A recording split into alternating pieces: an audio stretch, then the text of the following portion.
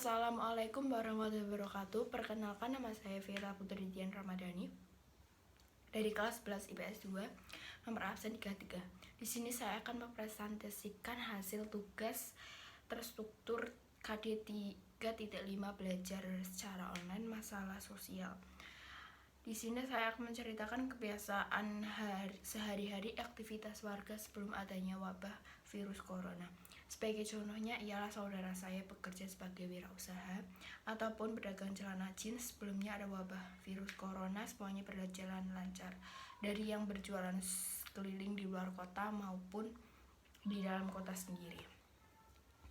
Kebiasaan sehari-hari mereka ya seperti orang pada umumnya, dapat kayak nilai harga pintas gitu yang layak umum. Tapi saudara saya kebanyakan menjual kain yang belum jadi. 2. Menceritakan kebiasaan sehari-hari aktivitas warga selama ada wabah virus corona.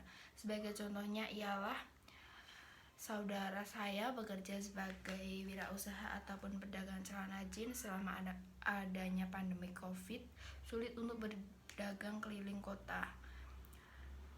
Itu dikarenakan perekonomian yang merosot dan adanya penularan virus COVID-19 yang begitu cepat. Akhirnya membuat para pembeli enggan untuk membeli kain dan celana.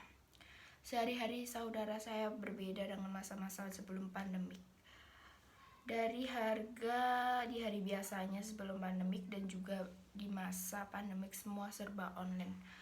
Dagangan yang dijual online itu sendiri yang mengurus kakak saya, karena kakak saya pun belum terlalu mengerti tentang online shop. 3. Menceritakan masalah-masalah yang muncul ketika aktivitas warga pedagang tidak bekerja selama adanya wabah virus corona. Sebagai contohnya, saudara saya karena mereka bekerja sebagai usaha ataupun pedagang celana jeans. Masalah-masalah yang timbul diantaranya minat pembeli yang menurun, konsumen yang menunda-nunda pembayaran atau tidak kooperatif, susah mencari barangnya ketika sudah habis. 4. Menceritakan peran pemerintah dalam membantu aktivitas warga.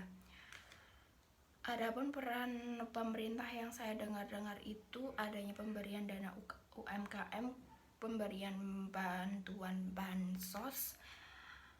Sejujurnya yang saya ketahui tentang saudara saya pun belum pernah menerima bantuan dari semuanya, terutama dari pemerintah. Menceritakan peran komunitas dan solidaritas masyarakat dalam membantu aktivitas warga yang tidak bekerja selama wabah virus corona. Adapun peran komunitas atau solidaritas yakni pengadaan sosialisasi kepada warga yang tidak bekerja, pemberian bansos, penggalangan dana. 6. Menceritakan aktivitas warga.